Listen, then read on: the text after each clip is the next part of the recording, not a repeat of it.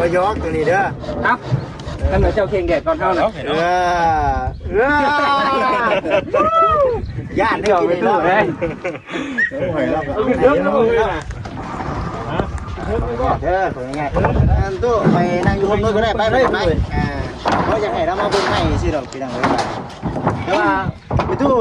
วางไม่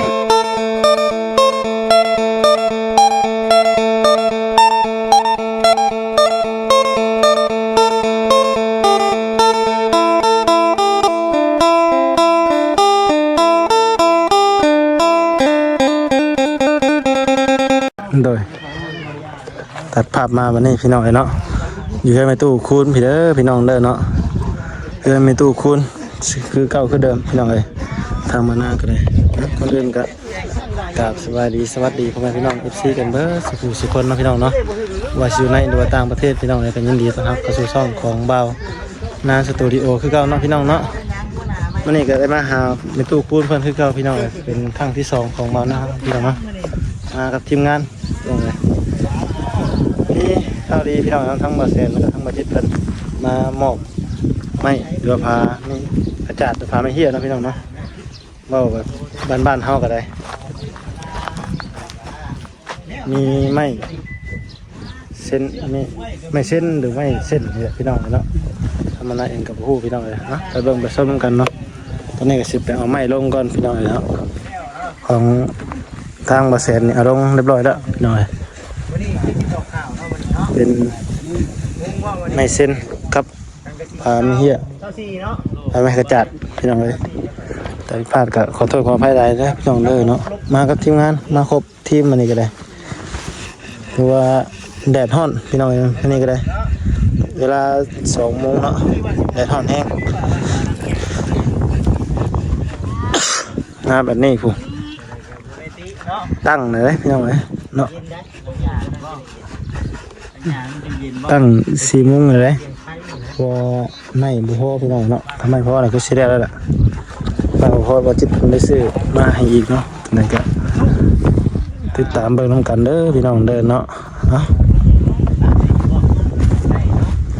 ได้ไปเบิ่งไม้ไปไปเบิ่งไม้เด้อหัวทั้งสามทั้งกับพัดพรหน่อยเนาะแดดฮ้อนใช่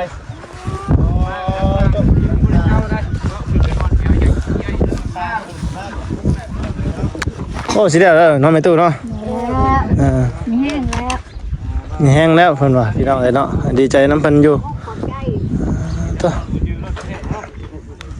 ไม่ทั้ง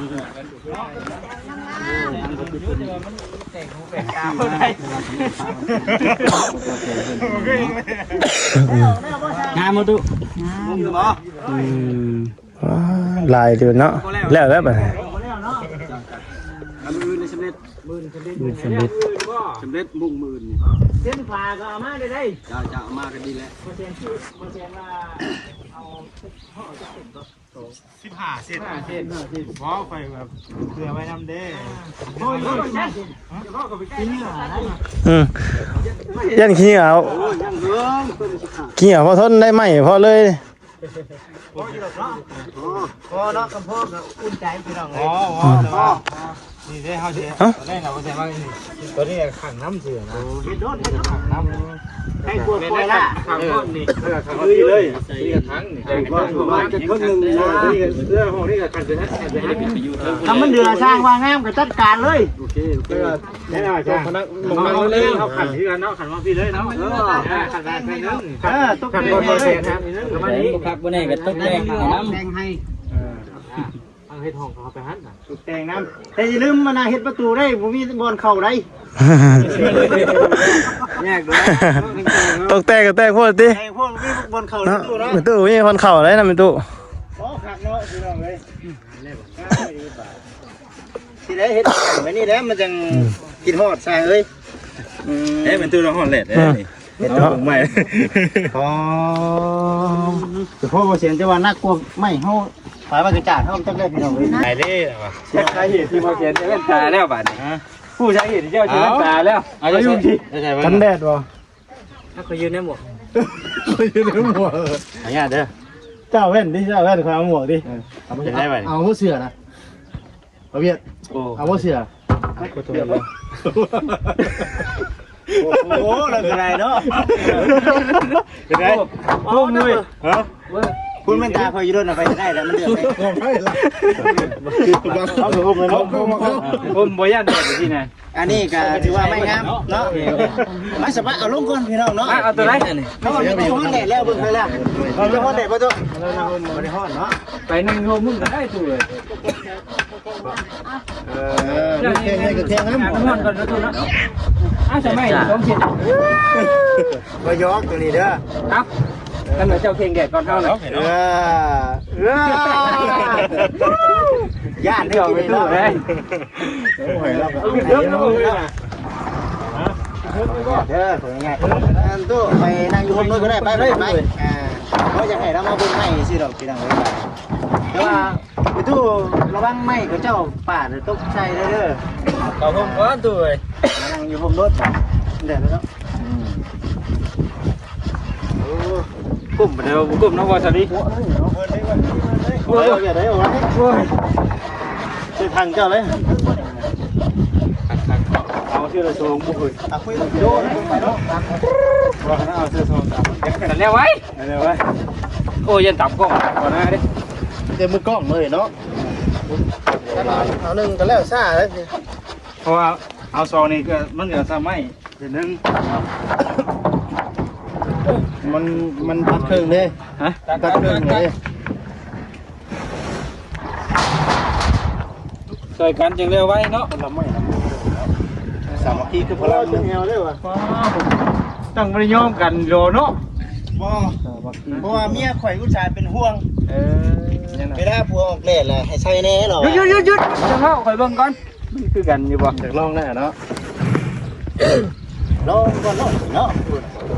ลองให้มันยังก็เลือกอยู่โอ้โหยืนใจตะเบ็ดเนาะ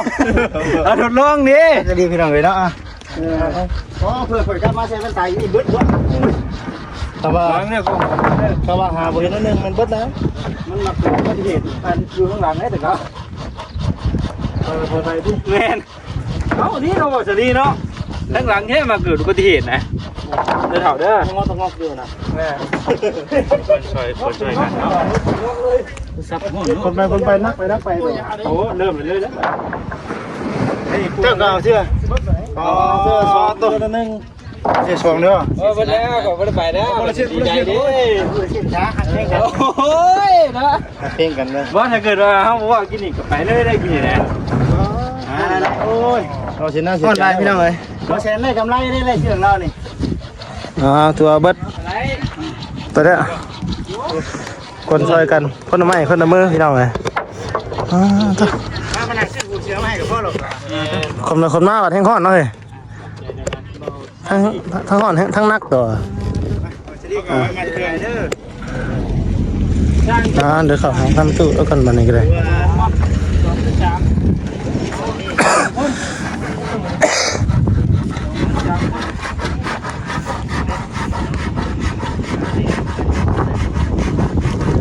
ว่าจะเข้าไปยันไม่ตกถึงเนาะนี่เนาะคนหนึ่งก็นี่อยู่จริง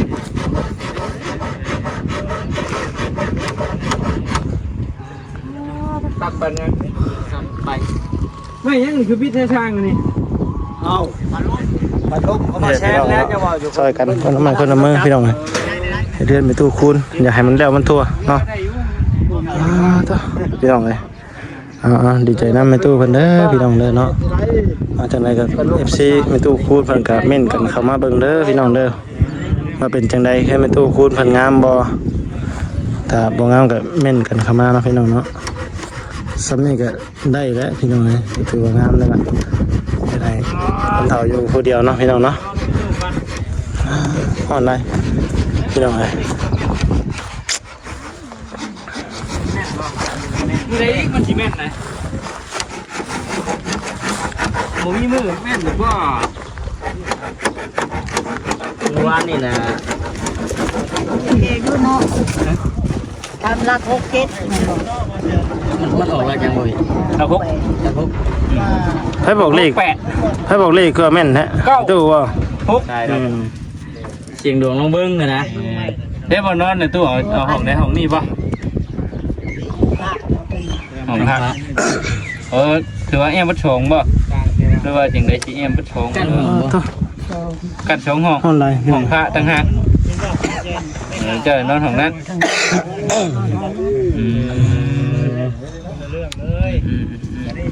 นี่คือว่ากระตุกกระต๊อบคือว่ามั่งแล้วไปนอนอยู่ใช่น่ะ นอนหันเลย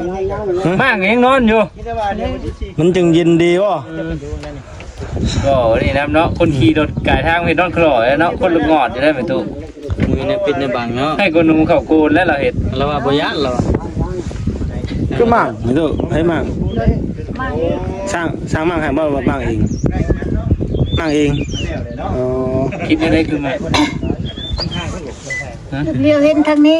อย่างเดียวเห็นนี่เอาเจ้าคือมั่งข้างนึงเอา ก็พอดีเลยเนาะ มั่งค้างกับมัน ก็ยังห่างอยู่ มันบ่ชะใจนี่ บูชาใจมั่งพุทธ เป็นนั่นเนาะสีจะบอกหลังคาลงมาตู้เนาะโคเห็นเดือนเห็นดาวโยกไปตู้แล้วเนาะ ตีให้คักแล้วนอนนับดาวแล้วโอ้ยดาว มุ้ยแนวครบอยู่บ่ตู้นับครบอยู่บ่ ครบเลย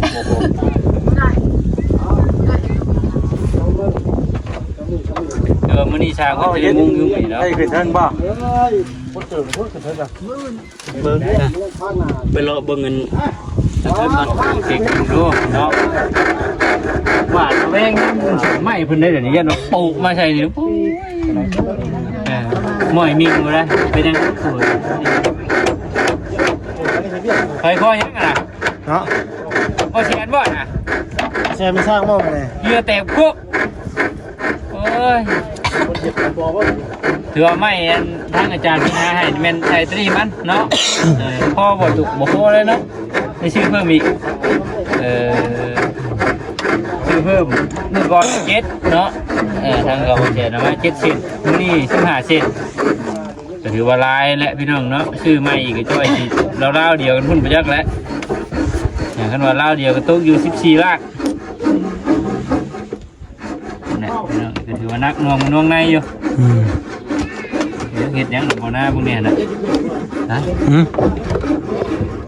เฮ็ดให้มันบันไดเอาไปใช้เบิดน่ะ มาสวัสดีอยู่เฮ็ดยังวะ ขึ้นมาหาวิวก่อนพี่น้องเอ้ยเนาะ ตัว แค่นี้ บ่จิตขึ้นมาจังอันน่ะ ขึ้นมาเบิ่งก่อน ขึ้นมาเบิ่ง ก่อน กราบขอโทษขอให้ FC หลายๆเนาะผู้ที่ว่าเพิ่นว่าโอ้ยสูงเด้บ่จิตเด้ว่าซั่น ระวังเด้อบ่จิตเด้อขึ้นไปสูงครับ ได้อยู่ข้างน้ำแล้ว อ๋อเรื่องได้มาเช่นเนาะอันนี้คือไม่เส้นพี่น้องเนาะเดี๋ยวลายยาวแล้วพอดีเด้ลายยาวแล้วพอดีได้ควงลายตั้งอันนี้ควงดิได้ควงแล้วพอดี เจอเสาเพิ่นเอาไปนี่มีตั้งอยู่เนาะ มีตัดอยู่นี่นะ ว่างส่วนหลายเขาใส่ผ้ากระต่ายนะพวกพวงกันนะมีแต่ตั้ง มีแต่ใช้ตั้งเอาเดียวตั้งยาวแล้วบ่ตั้งขึ้นไปเลยรู้นะเส้นตั้งมาดิเอาได้ก็ได้ขอเพียงแต่ว่ามันอยู่แล้วก็มันแน่นเนาะ มันเดี๋ยวเขาบอกว่าเห็น พวกคันนั้นคันเฮ็ดตัวเฮ็ดไม่เส้นครับอย่างนั้นเนาะเฮ็ดไว้ตอกสังสีนะ มันบ่พอ คันมาเริ่มต้นนั้นไม้ตัวนี้เลยครับวางไม้พวกนี้เนาะนี่ไม้สร้างๆพี่น้อง มุ่งแรกอ่ะโอเคเราตู้เนาะ เนาะอันนี้ก็ได้แหละ เอาซะสบายดีเนาะเอาจ้ะสบายดีไ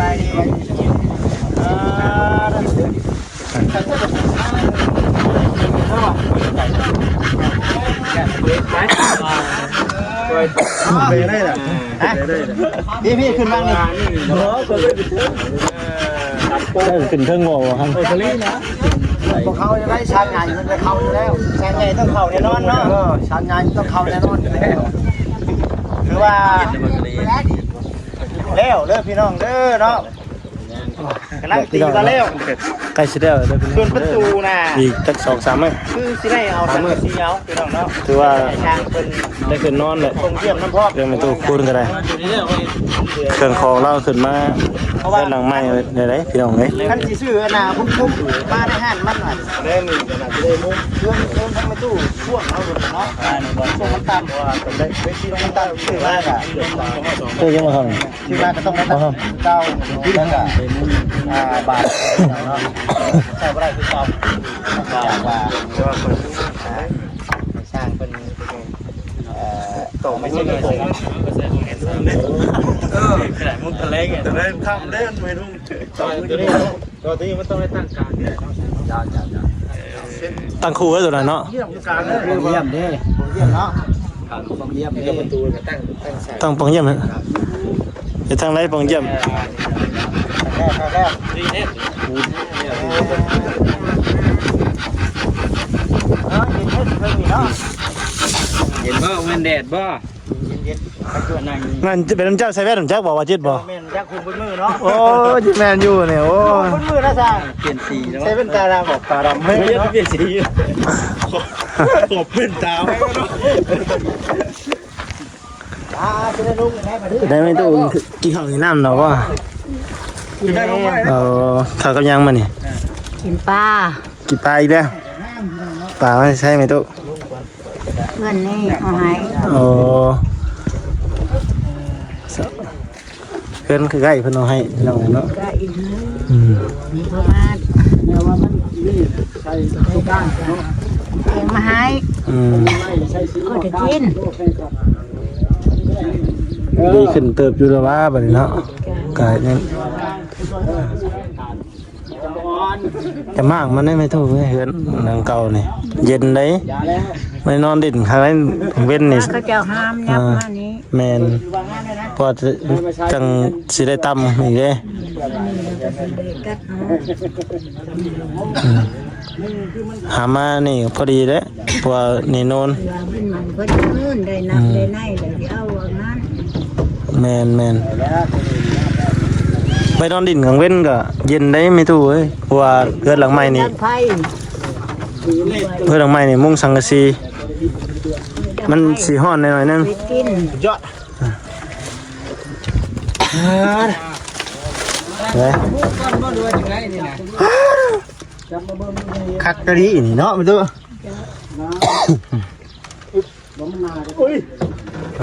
ขึ้นได้ไหมว่าให้ครับทั้งลูกทั้งหลานพังแล้วว่าพ่อว่าฉันน่าจะพ่อแล้วว่าเนาะไม่ผาไม่กระจาดก็มีเลยอ้าวไม่สิ้นเฮาก็มีเลยสิ้นตอกปากสังกะสีเฮาก็มีเลยพุทธเท่านั้นเลย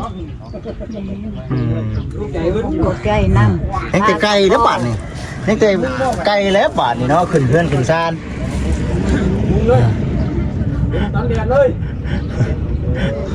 อยากเล่าพี่น้องเลยจังไหน ตอบรับผมมีครับ ปลากับพ่อไม่สิงกับพ่อไม่ยังกับ พอไปแล้ว แล้วบ้านพ่อมุกกดใจน้ำ สบายใจได้อีกบาทนี่เด้อ ไป สบายใจได้โบ น้ำลาน ไม่ต้องกังวลเนาะ แม่น ได้นอนเฮือนใหม่แท้ๆมื้อนี้เนาะ สาธุ มา16ชื่อก่อนพี่น้องเนาะได้ชื่ออะไรที่กะน้องเบิ่งเป็นผู้รักผู้ใหญ่เพิ่นให้ทานเด้พี่น้องเนาะเด้อเป็นเอ้ยวิเนาะเอ้ยวิแล้วก็เอ้ยไล่เอ้ยบานเอ้ยน้องอยู่ประเทศ USA สหรัฐอเมริกาเนาะแล้วก็ครูบาเดือนเนาะอยู่วัดสุนันทาอยู่สวัสดิ์นี่แหละ เรียกสร้างเลยดิ สมทบสุดช่วยกันเนาะจนสำเร็จเสร็จสิ้นเขาอีกก็เที่ยวมาหาเพิ่นก็ได้เรื่องอยู่พี่น้องเนาะทางมิตูเองก็ได้ คือว่าเดือนว่ามันขึ้นมาเดือนละมั่ง ครูบาเดือนจังว่าเรื่องหรือบ่ได้ถามเพิ่นแต่ว่า เดือนเจ็ดมั่ง จังว่าบ่ได้ถามผมครับครูบาเดือนเพิ่น เป็นครูว่าเดือนนั้นไม่มีสื่อร้านทรายบวชสื่อเดือน แม่นบ่จังว่าเนาะก็ให้มาซื้อคือกัน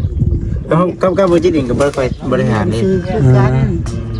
แต่ว่าเดือนอันนี้ร้านทรายบุคานี่นะพอคนเสียชีวิตแล้วยังแต่แม่ ได้เอาสาพี่น้องเลย ขอมุกขอบใจน้ำแล้วทางให้ครูเนี่ยซาอันนี้ก็ฮอดบ้าน น้ำสกุลมีตู้ในไหนก็ นั่นก็คือ แม่4 คูณ นามสกุล ดู4คูณ เบิ่งอ่ะเปิดไฟฟ้าให้ข่อยนะเดี๋ยว ลมหันแบ่งครึ่งหัน ก่อนเนี่ยนามสกุลเดียวกันบ่นามสกุล4คูณคุ้นๆได้บ่ โดนป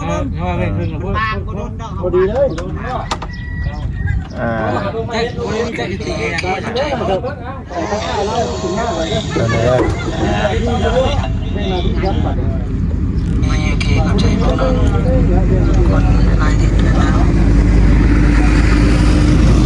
อันนี้คือผู้รับผู้ใหญ่เพิ่นเด้อ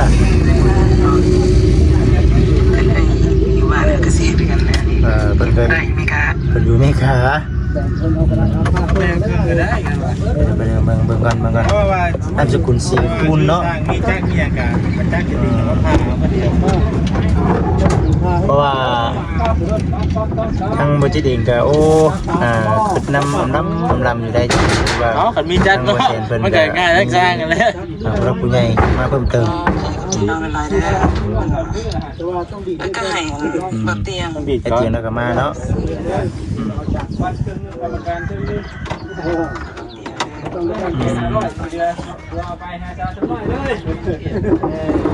พาเครื่องก็ได้แล้ว ยันเป็นพี่น้องกับอันน่ะ เครื่องของเก็บเอสที่ยอมไปตู้เนาะ พี่น้องอันนี้ก็ยังมีบ่ซอยเราอยู่ ต้องเชื่อแล้ว พมวันเนาะนามสกุลพมวันนามสกุลพมวันเพิ่นน่ะเนาะโอ้กัน คนซื้อกัน คือกันเนาะเอาจังไดก็ตามเด้เนาะลูกหลานคือเก่าเนาะลูกหลานคือเก่าฮักแพงคือเก่า ก็มีแต่ว่าให้แม่ตู้น่ะขอบุญขอบคุณเนาะลูกหลานอยู่ทางต่างประเทศรับผู้ใหญ่เพิ่นชดช่วยผู้ใจดีเพิ่นชดช่วยเด้อตู้เด้อผู้ใจพรให้เพิ่นแน่เนาะเพิ่นก็มีน้ำจิตน้ำใจได้ตู้เอ้ย ทั้งแม่นี่ก็ขอบมกขอบใจนำพวกที่มาอุปถัมภ์คำสู้นี่แล้วทั้งผู้ใหญ่ใจบุญได้ช่วยผู้ขานี่ก็ขอให้อยู่ดีมีแห้งเด้อลูกเต่าก็ดีล้านก็ดีคันว่ากูอยู่สหรัฐอเมริกาก็ดี ถึงสิบ่แม่นนามสกุลกันก็ฮักแพงคือกันอยู่ คันถ้าว่าบ่แม่นนามสกุลก็ให้ฮักแป้งกันคือเก่านี่แล้ว แต่ว่าจักเฮ็ดได้แล้วผู้ขานี่มันเป็นแนวนี้แหละครับขอให้อยู่ดีมีแห้งทางนั้นก็ดีทีนี้ต่อไปมันคงทะนงเกณฑ์คือเงินคือทองให้อยู่ดีมีแห้งเด้อลูกเอ้ยกูผู้คุกคน สาธุเนาะ สุขเนาะดีใจหลายเรื่องเนาะดีใจในเมื่อความฝันของท่านในตัวเราเป็นจริงแล้วบ่ได้น้อยได้เพื่อนเรานี่พี่น้องเอ้ยเนาะ แม่น ถือว่าเติบหนึ่งใหญ่เติบหนึ่งเนาะ ก็ใจนะ โคตรถือว่าใหญ่เติบได้อยู่ผู้เดียว เนาะใหญ่เอาสามีแต่ว่าคุยกันกับทางบาซาดีถ่าเด้อ แม่น ทำจิเกิดเดือน15 FC เลาะเบิ่งก่อนพี่น้องเอ้ยเนาะวันนี้ก็มีทางบ่แสนเพิ่นน้ำพร้อมเนาะทางผู้รักผู้ใหญ่ สวัสดีครับป้าแสน แก พอมาสวัสดีถ่ายคลิปเนาะคนจนเมื่อย สบายดี คนมาทำกันจนเมื่อยพี่น้องเอ้ย เมื่อไหร่แล้วกิน ไปสิสบายดีก็คนไหนดิ 310องศา เอาเงินจอด ทุกท่านนั่นแหละพี่น้องเอ้ยสบายดี จังไรก็ตามเบิ่งน้ำกันเนาะพี่น้องเนาะว่าเฮือนในตู้แล้วสิเป็นจังไรสิฮอดใส่เนาะพี่น้องจังไรก็ดีใจนำในตู้เพิ่นเด้อเนาะอยู่ดีมีบัดสักครู่สักคนทางนี้ก็บ่น่าอีกจะสิขอจบคลิปไปก่อนเด้อพี่น้องเด้อโดยสบายดี